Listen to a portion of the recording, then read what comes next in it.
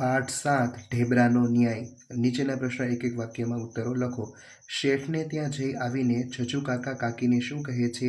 શેઠને ત્યાં જઈ આવીને છજુ કાકા કાકીને કહે છે કે નુકસાનીમાં મને 4 ચાબખા ફટકાર્યા। જો આ શેઠે નોકર પાસે છજુ કાકાને શા માટે ચાબખા ખવડાવ્યા? શેઠે એવું સમજતા હતા કે છજુ કાકાએ તેમના બગીચામાં બકરીને જાણી જોઈને ઘુસાડી હતી, તેથી તેમણે નોકર પાસે છજુ કાકાને ચાબખા મરાવ્યા। રાજા અરજી કેમ સમજી ગયા? છજુ કાકાએ પૂજારીના વેશમાં રહેલા રાજાને અરજીની બધી બાબતો અગાઉ સમજાવી ચૂક્યા હતા, તેથી રાજા અરજી સમજી ગયા। રાજા તમને શાણો લાગે છે? કેમ? મને રાજા શાણો લાગે છે કેમ કે તેણે ચતુરાઈથી છજુ કાકાનું દુઃખ જાણ્યું અને તેમની ફરિયાદનો યોગ્ય ન્યાય કર્યો। પછી રાજાએ કંઈ કહેલું? કાકીએ એમ ન પૂછ્યું હોત તો આપણને શાની ખબર ન પડેત? પછી રાજાએ કંઈ કહેલું? કાકીએ એમ ન પૂછ્યું હોત તો આપણને પૂજારી એ જ રાજા હતો તેની ખબર ન પડેત। તારી પત્નીને કહેજે કે ઢેબરા બહુ સ્વાદિષ્ટ બનાવે છે। આ વાક્ય પરથી તમને શું ખબર પડે છે? તારી પત્નીને કહેજે કે તે ઢેબરા બહુ સ્વાદિષ્ટ બનાવે છે। આ વાક્ય પરથી ખબર પડે છે કે રાજા હોવા છતાં દરેકના સારા કાર્યો યાદ રાખે છે અને સારા કાર્યોની પ્રશંસા કરે છે। વાર્તા પૂરી થયા પછી કાકા કાકી કેવી રીતે રહ્યા હશે? વાર્તા પૂરી થયા પછી કાકા કાકી સુખ શાંતિથી રહ્યા હશે। છજુ કાકાની પાસે મિલકતમાં શું હતું? છજુ કાકા પાસે મિલકતમાં એક ઝૂંપડી અને એક બકરી હતી। છજુ કાકાના ઘરની પાસે કોનું ઘર હતું? છજુ કાકાના ઘરની પાસે એક શ્રીમંત શેઠનું ઘર હતું। બકરીને છોડના પાન ખાતી જોઈ માળીએ શું કર્યું? બકરીને છોડના પાન ખાતી જોઈ માળીએ ગુસ્સે થઈ તેના માથામાં જોરથી ડાંગ ફટકારી। શેઠે નોકરને શું હુકમ કર્યો? શેઠે નોકરને હુકમ કર્યો કે આને પેલા ઝાડ પાસે ઊભા રાખીને 4 કોરડા મારો। કાકીએ છજુ કાકાને શેઠની ફરિયાદ કરવા કોની પાસે જવાનું કહ્યું? કાકીએ છજુ કાકાને શેઠની ફરિયાદ કરવા રાજા પાસે જવાનું કહ્યું। છજુ કાકાએ આગ્રહ કરીને પૂજારીને શું ખવડાવ્યું? છજુ કાકાએ આગ્રહ કરીને પૂજારીને સ્વાદિષ્ટ ઢેબરા ખવડાવ્યા। રાજાએ છજુ કાકાને અરજી કોને આપવાનું કહ્યું? રાજાએ છજુ કાકાને અરજી પ્રધાનને આપવાનું કહ્યું। રાજાએ શેઠિયાને શી સજા કરી? રાજાએ શેઠિયાને જેલમાં પૂરી દેવાની અને શેઠની મિલકતમાંથી 25 બકરીઓ અને 500 રૂપિયા છજુ કાકાને આપવાની સજા કરી। હરખના આવેશમાં આવીને છજુ કાકાએ પ્રધાનો વિશે શું કહ્યું? હરખના આવેશમાં આવીને છજુ કાકાએ પ્રધાનો સામે જોઈ કહ્યું, આ 12 જણા છે દાઢીવાળા, પણ એમાં દિમાગવાળો એકેય નથી। છજુ કાકાની દ્રષ્ટિએ રાજા કેવા હતા? છજુ કાકાની દ્રષ્ટિએ રાજા ડાહ્યા અને ચતુર હતા। ચાલો એના પછી નીચેના પ્રશ્નોના 2-3 વાક્યોમાં ઉત્તરો લખો। બકરી છજુ કાકાના કાબૂમાં કેમ રહેતી નથી? બકરી ભૂખી હોવાથી તે દોરડું છોડાવવા ધમપછાડા કરે છે। છજુ કાકા વૃદ્ધ અને અશક્ત છે, તેથી બકરી તેમના કાબૂમાં રહેતી નથી। માળી બકરીને ડાંગ શા માટે ફટકારે છે? બકરી શેઠના બગીચામાં ઘૂસી મસ્તીથી નાના નાના છોડના કૂણા કૂણા પાન ખાઈ રહી હતી, તેથી માળી બકરીને ડાંગ ફટકારે છે। છજુ કાકાને રસ્તામાં કોણ મળે છે? કાકા શું કરે છે? છજુ કાકાને રસ્તામાં પૂજારીના વેશમાં રાજા મળ્યા। છજુ કાકાએ તેમને બકરી સાથે જોડાયેલી વાત કરી। છજુ કાકાની અરજી પ્રધાનો કેમ વાંચી શક્યા નહીં? છજુ કાકાની અરજી પ્રધાનો વાંચી શક્યા નહીં કારણ કે તેમણે લાકડાના પાટિયામાં સંકેતો દ્વારા અરજી કરી હતી। તમને રાજાની બાબતો ગમી ગઈ? કેમ? મને રાજા દયાળુ અને ન્યાયી હતા તે બાબતો ગમી ગઈ, કેમ કે રાજા છુપા વેશે નીકળીને પ્રજાના સુખ અને દુઃખ જાણતા રહેતા હતા। તેમણે પૂજારીના છુપા વેશે નીકળીને છજુ કાકાને ન્યાય અપાવ્યો હતો। તેમણે કાકાની અરજીમાં કંઈ પણ લખ્યું ન હતું તો પણ પોતે વિગત જાણતા હોવાથી કાકાની ફરિયાદનો યોગ્ય ન્યાય કર્યો। બકરી કેવી રીતે મરી ગઈ? છજુ કાકાના હાથમાંથી દોરડું છોડાવી બકરી ભાગીને એક શેઠના બગીચામાં ઘૂસી ગઈ હતી। ત્યાં તેણે નાના નાના છોડના કૂણા કૂણા પાંદડા ખાધા। અચાનક માળીની નજર પડતા માળીએ તેના પર લાકડી વડે માથામાં ડાંગ ફટકારી। બકરી ત્યાં જ બે બે કરતી મરી ગઈ। કાકીએ અરજી ખોવાય નહીં એ માટે શું ઉપાય કર્યો? કાકીએ પાટિયામાં કાણું પાડી તેમાં લાંબી દોરી પરોવી દોરી કાકાના ગળામાં નાખી। પાટિયું કાકાના બરડા પર લટકતું રહ્યું અને કાકી કહે, બિલકુલ બરાબર, અરજી ખોવાવાની ધાસ્તી જ નહીં। છજુ કાકા રાજાના દરબારમાં પહોંચ્યા એ સમયના રાજાના દરબારનું વર્ણન કરો. છજુ કાકા રાજાના દરબારમાં પહોંચ્યા એ સમયે રાજા પોતાના સિંહાસન પર બિરાજ્યો હતો. અત્યારે એ પૂરેપૂરો રાજવી પોશાકમાં ને દબદબામાં હતો. રાજાની બાજુમાં એના 12 પ્રધાનો બેઠા હતા. અરજી હાથમાં આવતા છેલ્લા પ્રધાનની શી હાલત થઈ! અરજી જોઈને પ્રધાનની તો આંખો જ ફાટી ગઈ. પાટિયું ચારે બાજુથી ફેરવીને એણે જોયું, પણ એમાં એને કંઈ લખેલું દેખાયું નહીં. એ જોઈ જ રહ્યો, પણ અરજીનું ધડ કે માથું કંઈ સમજાયું નહીં. ત્યારે એણે અરજી પોતાની જોડે બેઠેલા પ્રધાનોને આપી દીધી. છેલ્લે રાજાએ છજુ કાકાને શું કહ્યું? છેલ્લે રાજાએ છજુ કાકાને કહ્યું કે તારી પત્નીને કહેજે કે એ ઢેબરા બહુ સ્વાદિષ્ટ બનાવે છે. એના જેવા ઢેબરા અહીં રાજમહેલમાં પણ બનતા નથી. ચાલો, પ્રશ્ન નંબર 3. નીચેના પ્રશ્નોના ઉત્તરો લખો. બકરી અને કાકી વચ્ચે શી વાતચીત થાય છે? બકરી અને કાકી વચ્ચે નીચે પ્રમાણેની વાતચીત થાય છે. કાકી કહે, બકરી તું દૂધ દે. બકરી કહે, કાકી તું લીલુંછમ ખાવાનું દે. કાકી કહે, લીલુંછમ ખાવાનું તો નથી. બકરી કહે, તો દૂધ પણ નથી. છજુ કાકા કે કાકીમાંથી વધુ હોશિયાર કોણ લાગ્યું? કેવી રીતે ખબર પડી? છજુ કાકા અને કાકીમાંથી વધુ હોશિયાર કાકી લાગે છે, કારણ કે તેમણે છજુ કાકાને માળીની ફરિયાદ શેઠને કરવા કહ્યું. શેઠે ન્યાય ન કરતા અરજી લખીને રાજાને આપવાનું કહ્યું હતું. કાકી અભણ હતા તો પણ લાકડાના પાટિયામાં સંકેતો દ્વારા અરજી લખવાનો પ્રયાસ કર્યો હતો. કાકીએ છજુ કાકાને પ્રોત્સાહન અને હિંમત આપીને ન્યાય માટે રાજાના દરબારમાં મોકલ્યા હતા. આ પરથી કહી શકાય કે કાકી ખૂબ જ હોશિયાર છે. ચાલો, એના પછી ટૂંક નોંધ લખો. છજુ કાકાની બકરી. છજુ કાકાની બકરીને લીલુંછમ ઘાસ ખૂબ ગમતું હતું. કેટલીક વાર બકરી ભૂખી રહેતી, તે દૂધ પણ ઓછું આપતી. એકવાર છજુ કાકા બકરીને લઈને ઘરમાંથી નીકળ્યા. તે દોરડું છોડાવી ભાગી. એક શેઠના બગીચામાં ઘૂસી ગઈ. તે મસ્તીથી નાના નાના છોડના કૂણા પાન ખાઈ રહી હતી. એ જોઈ બગીચાના માળીને ગુસ્સો આવતા તેના માથામાં જોરથી લાકડી ફટકારી. બકરી બે ચીસ પાડીને મરી ગઈ. ચાલો, એના પછી બીજી ટૂંક નોંધ છે. છજુ કાકા. છજુ કાકા અભણ હતા. તેમની પાસે મિલકતમાં એક ઝૂંપડી અને એક બકરી હતી. આટલી મિલકત હોવા છતાં તે સુખેથી રહેતા હતા. એકવાર તેમની બકરી એક શેઠના બગીચામાં ઘૂસી જતાં માળીએ તેને મારી નાખી. તેનો ન્યાય મેળવવા છજુ કાકા શેઠ પાસે ગયા. શેઠે ન્યાય ન કરતાં ઉલટું તેમને 4 ચાબખા મરાવ્યા. પછી કાકીના કહેવાથી રાજાને શેઠની ફરિયાદ કરવા ગયા. રસ્તામાં પૂજારીના છુપા વેશમાં રાજા મળ્યા. છજુ કાકાએ તેમને બધી વાત કરી અને કાકીને હાથના ઢેબરા ખવડાવ્યા. પછી છજુ કાકા રાજાના દરબારમાં ગયા. દરબારમાં છજુ કાકાની ફરિયાદનો ન્યાય મળ્યો. છજુ કાકા ખુશ થતાં રાજાને પ્રણામ કરી પોતાના ઘરે ગયા. રાજાના દરબારમાં બનેલી બાબતો વિશે કાકીને વાત કરી. ચાલો, એના પછી ટૂંક નોંધ. કાકી. કાકી છજુ કાકાના પત્ની હતા. તે અભણ હતા, પરંતુ હોશિયાર હતા. તે સ્વાદિષ્ટ ઢેબરા બનાવતા હતા. તે માળીએ બકરીને મારી નાખતા ખૂબ રડ્યા હતા. તેમણે માળીની ફરિયાદ શેઠને અને શેઠે ન્યાય ન કરતા અરજી લખીને રાજાને આપવાનું કહ્યું હતું. કાકી અભણ હતા તો પણ લાકડાના પાટિયામાં સંકેતો દ્વારા અરજી લખવાનો પ્રયત્ન કર્યો. કાકાને પ્રોત્સાહન અને હિંમત આપીને ન્યાય માટે રાજાના દરબારમાં મોકલ્યા. ચાલો, એના પછી ટૂંક નોંધ. રાજા. રાજા દરબારમાં સોનાના સિંહાસન પર બેસતા હતા. તેમના દરબારમાં તેમની આસપાસ 12 પ્રધાનો બેસતા હતા. રાજા દયાળુ અને ન્યાયી હતા. તેઓ વેશ બદલીને પ્રજાના સુખ દુઃખ જાણતા રહેતા હતા.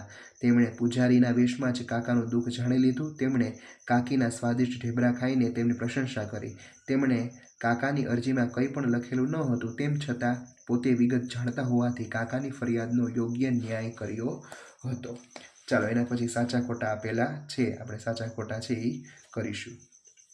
શેઠના બગીચામાં જ્યાંથી બકરી ઘૂસી ત્યાંથી છજુ કાકા પણ ઘૂસ્યા. ખોટું. કાકાએ બગીચામાં જઈને માળીને બકરી બહાર કાઢવા વિનંતી કરી. ખોટું. બકરીને જોરથી ડાંગ ફટકારી, એમાં છજુ કાકાને કોઈ વાંધો નહોતો. ખોટું. છજુ કાકા કરતાં કાકી વધુ હોશિયાર છે. સાચું. શેઠે છજુ કાકાને 4 ચાબખા માર્યા. ખોટું. કાકાને પોતાની સંપત્તિ પ્રત્યે સંતોષ હતો. સાચું. કાકા અને કાકી બિલકુલ ભણેલા ન હતા, તેથી અરજી નવી રીતે લખી શકે છે. સાચું. છજુ કાકાની ફરિયાદ સાંભળી શેઠને તેમના પ્રત્યે દયા આવે છે. ખોટું. પૂજારી અરજી અને ઢેબરાના વખાણ કરે છે. ખોટું. પૂજારીને કાકીના ઢેબરા સ્વાદિષ્ટ લાગે છે એટલે વખાણ કરે છે. સાચું. રાજા શેઠની મિલકતમાંથી કાકાને થોડી બકરીઓ અને 100ની 5 નોટ આપે છે, ખોટું. રાજા કાકા કાકીની આગળ રાજાની પ્રશંસા કરે છે, સાચું. રાજા ઘણી બધી ભાષા જાણતા હતા, તેથી અરજી વાંચી શકે છે, ખોટું. છજુ કાકાને રાજા અને પ્રધાનો બુદ્ધિશાળી લાગે છે, ખોટું. કોટવાલના કહેવાથી રાજા શેઠને કોટડીમાં પૂરી દે છે, ખોટું. પ્રધાનો અરજી વાંચી શકતા નથી એટલે કાકા પર ગુસ્સે થાય છે, સાચું. ઓછી મિલકત હોવાથી છજુ કાકા દુઃખી હતા, ખોટું. બકરી ઓછું દૂધ આપતી હતી, સાચું. છજુ કાકા બકરીને બહાર કાઢવા બગીચાના નાના દરવાજે ગયા, ખોટું. કાકીએ પાટિયામાં વાળનું છીંડું દર્શાવવા નાનું ટપકું કર્યું, સાચું. કાકાએ બધા ઢેબરા પૂજારીને ખવડાવી દીધા, ખોટું. રાજાના દરબારમાં 12 પ્રધાનો બેઠા હતા, સાચું. છજુ કાકાને રાજાના પ્રધાનો દિમાગવાળા લાગ્યા, ખોટું. ચાલો, એના પછી નીચેના વાક્યો કોણ બોલે છે તે તમારે લખવાનું છે.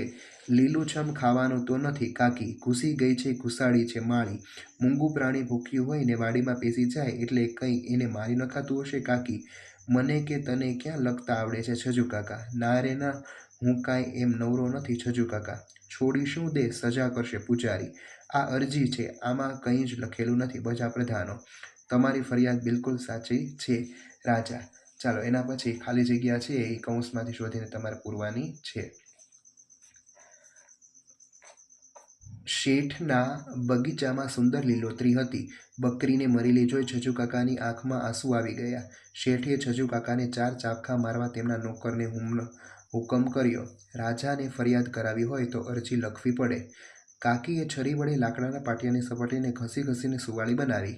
મંદિર પાસે પૂજારી ઊભો હતો. છજુ કાકાએ અરજી છેલ્લા પ્રધાનના હાથમાં મૂકી. રાજાના પ્રધાનો છજુ કાકાને બેવકૂફ કહે છે.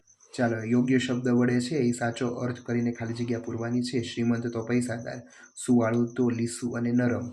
પછી બિરાજેલા એટલે બેઠેલા, બેવકૂફ એટલે મૂર્ખ, ખખડાવેલું એટલે યુદ્ધથી વાત જ કરેલું, સ્વાદિષ્ટ એટલે જીભને પસંદ પડે એવું. ચાલો, પછી વાક્યનો અર્થ છે એ તમારે નક્કી કરવાનો છે. વાક્ય આપેલું છે તેના પરથી. તો સફાઈ આપવી એટલે ખુલાસો કરવો, દાદ માગવી એટલે ન્યાય માગવો, ધડ માથા વગર એટલે સમજ ન પડે એવી ને કોઈ આધાર વિનાની. ચાલો, એના પછી લીટી દોરેલો શબ્દ છે એને જેવો અર્થ બીજા વાક્યમાંથી શોધીને તમારે એને જે લીટી કરવાની છે અને પછી વાક્ય બનાવવાનું છે. ચાલો, અહીં બરાબર નીચે લીટી. અને ગૌરવભાઈએ તેમની પત્નીને કહ્યું, રસોઈ તો ફક્કડ બની છે. ફક્કડ એટલે બરાબર. ચાલો, એના પછી રામભાઈએ તેમના ગામમાં પહોંચવા જંગલમાંથી પસાર થતા જંગલી પ્રાણીઓને ખૂબ ધાસ્તી અને બીક.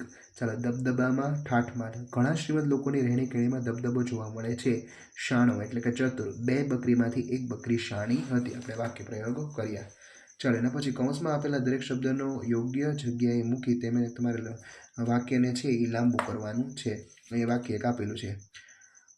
પીલુનું લાલચોળ મોં જોઈને અમે પૂછ્યું ત્યારે ખબર પડી કે કાળિયા વાંદરાએ તેમને જોરદાર ફટકો માર્યો હતો.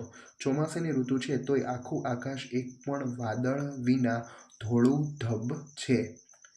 ગઈ ધૂળેટી પર તોફાની નટુએ મનુને મોઢું એવું કાળુમેચ કરી દીધેલું કે મનુનું મમ્મી પણ તેને ઓળખી શકી નહીં.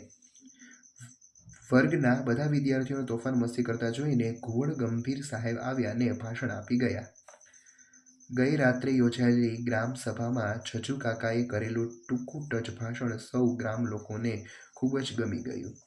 ચાલો, એના પછી તમારે કોણ બોલે છે એ વાક્ય પરથી તમારે છે એ કૌંસમાં આપેલા શબ્દનો ઉપયોગ કરીને લખવાનું છે. ધારો કે એક છે, બકરી બાગમાં ઘુસાડીને પાછો હોશિયારી બતાવવા આવ્યો છે, માળીનો ઠપકો.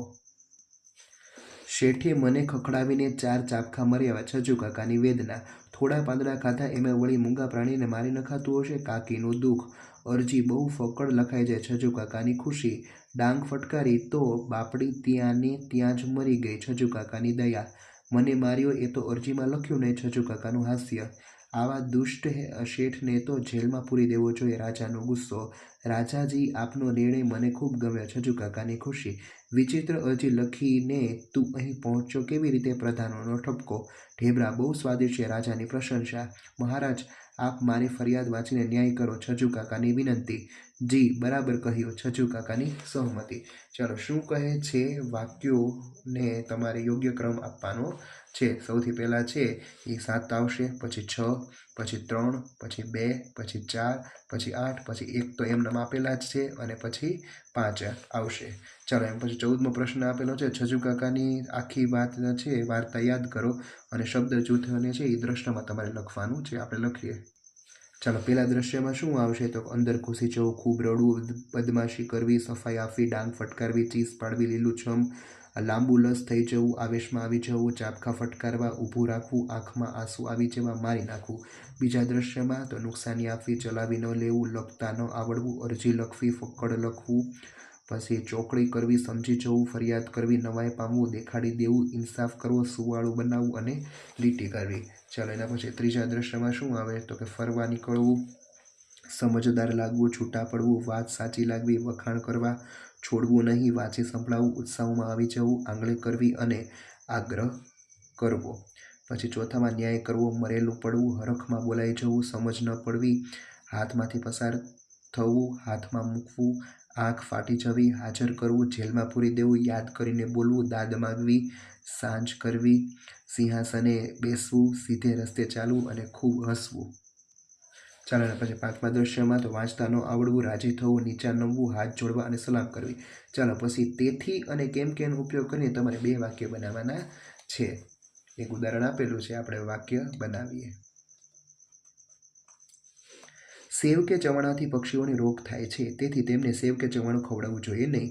બંધ રહેતા કબાટમાંથી વાસ આવે છે, તેથી તેમાં ફિનાઇલની ગોળી મૂકવી જોઈએ. બંધ રહેતા કબાટમાં ફિનાઇલની ગોળી મૂકવી જોઈએ કેમ કે તેમાંથી વાસ આવે છે. મારા પપ્પા રોજ વાર્તા કહે છે, તેથી મને ઘણી વાર્તાઓ આવડે છે. મને ઘણી બધી વાર્તાઓ આવડે છે કેમ કે મારા પપ્પા રોજ વાર્તા કહે છે. છોડ પર ઈયળો પડી ગઈ છે, તેથી બધો કપાસ બગડી ગયો. બધો કપાસ બગડી ગયો કેમ કે છોડ પર ઈયળો પડી ગઈ છે. કાચબાને કંઈક અવાજ સંભળાયો, તેથી તેણે તેના અંગો ઢાલામાં લઈ લીધા. કાચબાએ તેના અંગો ઢાલમાં લઈ લીધા કેમ કે તેને કંઈક અવાજ સંભળાયો. મોટાભાગે ડાંગરનો પાક ચોમાસામાં થાય છે. ડાંગરને વધુ પાણીની જરૂર પડે છે. ડાંગરને વધુ પાણીની જરૂર પડે છે, તેથી ચોમાસામાં થાય છે અને ડાંગર ચોમાસામાં થાય છે કેમ કે તેને વધુ પાણીની જરૂર પડે છે. ચાલો, એના પછી કોષ્ટકમાં છે સાચો ક્રમ તમારે લખવાનો છે. તો ક 5 ઈ, ખ 4 ઉ, ગ 2 ઈ, ઘ 7 અ, ચ 1 ઉ, છ 7 એ અને જ 3 આ. હવે તમારે આ બધા ક્રમને ભેગા કરીને નીચે વાક્યો છે એ લખવાના છે. નેન્સીએ પપ્પા પાસે જીદ કરી કે તેઓ તેને આ મેળામાં ફરવા લઈ જાય અથવા બગીચામાં રમવા લઈ જાય. આરોહીની સાયકલમાં પંચર પડેલું હતું તો પણ તેને સાયકલ ચલાવવાની ચાલુ રાખી. અમારા ઘરે મહેમાન આવ્યા પણ વધુ સમય બેઠા નહીં. દાદા દાદીએ મારા માટે પંચ પકવાન બનાવડ્યા કેમ કે મારે 6 દિવસના પ્રવાસમાં જવાનું હતું. કેયુરની મમ્મી ખૂબ સરસ જમવાનું બનાવે છે, તેમ છતાં તેને અમારા ઘરે જ જમવું હતું. આખી દુનિયામાં રોગચાળો ફેલાયો છે, તેથી અમે છેલ્લા 2 વર્ષથી ક્યાંય ફરવા જતા નથી. ઠંડીની ઋતુમાં સાપુતારા જઈ રહ્યા છીએ, છતાં શાલીને ધરાર સ્વેટર સાથે ન લીધું. તે ન જ લીધું. ચાલો, એના પછી ઉદાહરણ આપેલું છે એ પ્રમાણે તમારે વાક્યો પૂરા કરવાના છે. હું સાંજે દાદા સાથે જોગિંગ કરવા જઈશ અથવા પપ્પા સાથે સ્વિમિંગ કરવા જઈશ. હું આ વેકેશનમાં મામાના ઘરે નહોતી ગઈ કેમ કે મેં કમ્પ્યુટરનો કોર્સ કરવાનું શરૂ કર્યું છે. ગઈકાલે મારે મુંબઈ જવાનું હતું પરંતુ જઈ શકાયું નહીં. મેં કહ્યું કે મને આખી વાર્તા યાદ છે તો પણ મમ્મી સાચું માની નહીં.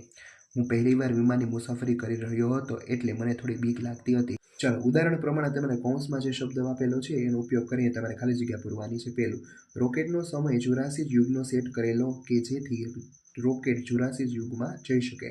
બીજામાં તો પણ, કારણ કે, તેથી, અને, તેથી, તેમ છતાં અને કારણ કે આવશે. ચાલો, એના જેવો બહુ પ્રશ્ન છે એમાં પણ તમારે છે એ પણ, તેથી, કારણ કે, છતાં, અથવા અને. ચાલો, હવે જે વાક્ય સાચું હોય એમાં તમારે વાહ લખવાનું છે અને ખોટું હોય એ તમારે આહ લખીને સુધારવાનું છે. પહેલું વાક્ય છે એ સાચું છે એટલે આપણે સુધારશું નહીં.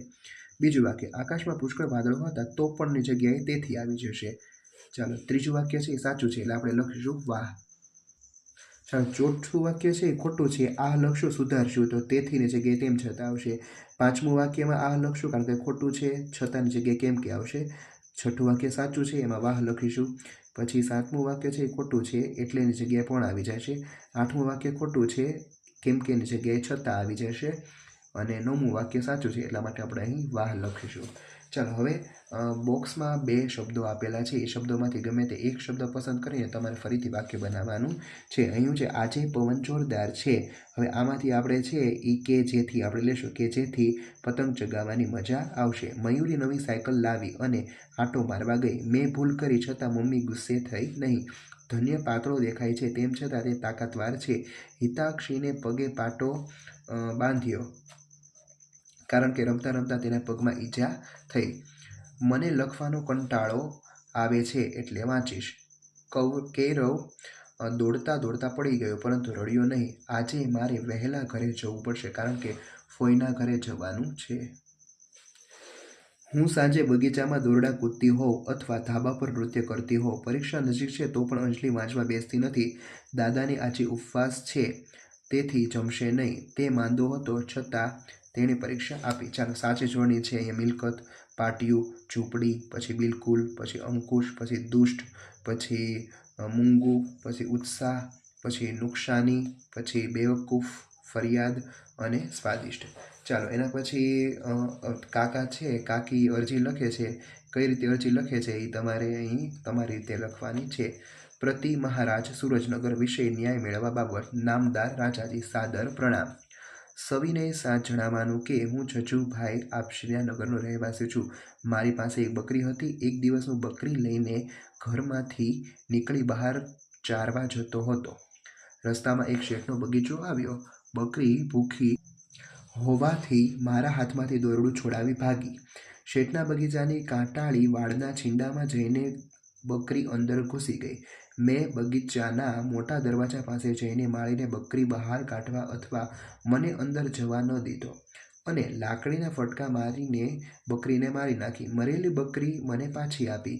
મેં શેઠની માળી વિશે અને નુકસાની આપવા ફરિયાદ કરી તો શેઠે ગુસ્સે થઈને તેના નોકર દ્વારા મને ઝાડ પાસે ઊભો રાખી 4 ચાબખા મરાવ્યા અને નુકસાની આપી નહીં.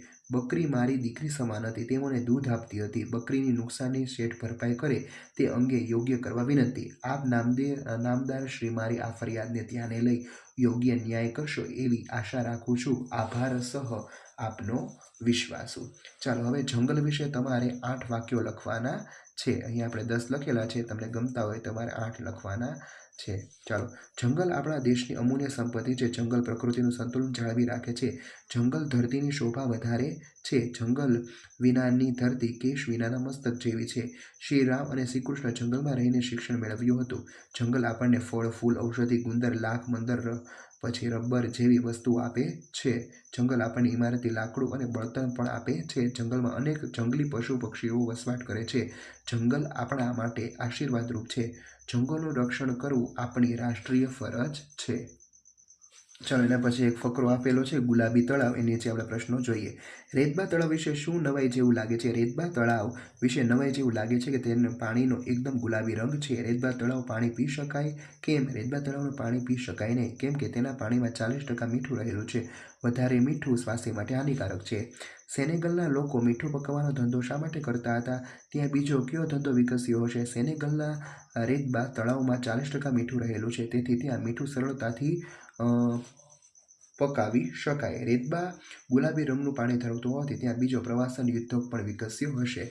દુનિયામાં ગુલાબી પાણીવાળા તળાવ ક્યાં ક્યાં આવેલા છે? તો અમેરિકાના સેનેગલમાં અને ઓસ્ટ્રેલિયામાં.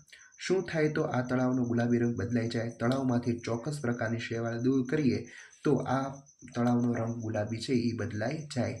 તમારી આસપાસના તળાવમાં કઈ કઈ વનસ્પતિ છે? તો મારી આસપાસના તળાવમાં કમળ, પોયણું, જળકુંભી જેવી વનસ્પતિ થાય છે. આ ફકરામાંથી સરખા અર્થવાળા શબ્દોની જોડ બનાવો તો અજાયબ એટલે અદ્ભુત, સુંદર એટલે રમણીય. ચાલો એના પછી મૌખિક ચર્ચા છે એ તમારે તમારા મિત્ર સાથે અથવા શિક્ષક કહે તેમ કરવાની રહેશે. ચાલો એના પછી પ્રવૃત્તિઓ આપેલી છે. કક્કાના મૂળાક્ષરો છે એમાં અલગ અલગ આંકડાઓ લખેલા છે તો આંકડાઓનો ઉપયોગ કરીને તમારે શબ્દ બનાવવાના છે. અહીં છે એ અલગ અલગ આંકડા છે એના ઉપરથી માજવું શબ્દ બનશે. ચાલો એના પછી તમારું નામ, તમારા પિતાનું નામ, તમારા મમ્મીનું નામ તમારે લખવાનું છે. અહીંયા જય, નયન અને માયા મેં લખેલું છે. શાહમૃગનું ઈંડું મોટું જીભડા જેવું છે, એને કઈ રીતે લખાય ઉપર કોષ્ટકમાં જોઈને તમારે લખવાનું. પછી અહીં જે એક વસ્તુ આપેલી છે એ શું લખેલું છે? કાચબા પર સવાર માછલી ફરવા નીકળી. પછી અહીંયા એક જે આડાવડું જે આપેલું છે એમાં 2 કૂદકા મારો એમ લખેલું છે. હવે તમારે કેટલીક ચિઠ્ઠી તમારે બનાવવાની છે. ઊભા થાઓ, પછી ઉપર તમારે કોષ્ટકમાં જોઈને લખવાનું. હાથ ઉપર, પાઠ વાંચો અને કવિતા ગાઓ ઉપરથી લખવાનું રહેશે. ચલો, તમે શું કરો તે લખવાનું છે.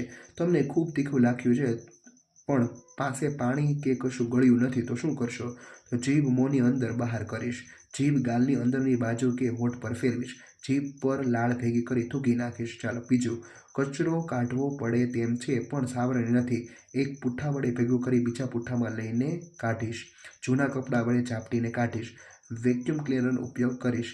છોડને પાણી પીવડાવવું છે પણ પાઇપ કે ડોલ જેવું સાધન નથી. હથેળીના ખોબામાં પાણી ભરીને પીવડાવીશ. પ્લાસ્ટિકની થેલીમાં પાણી ભરીને પીવડાવીશ. નાસ્તાના ડબ્બાનો ઉપયોગ કરીશ.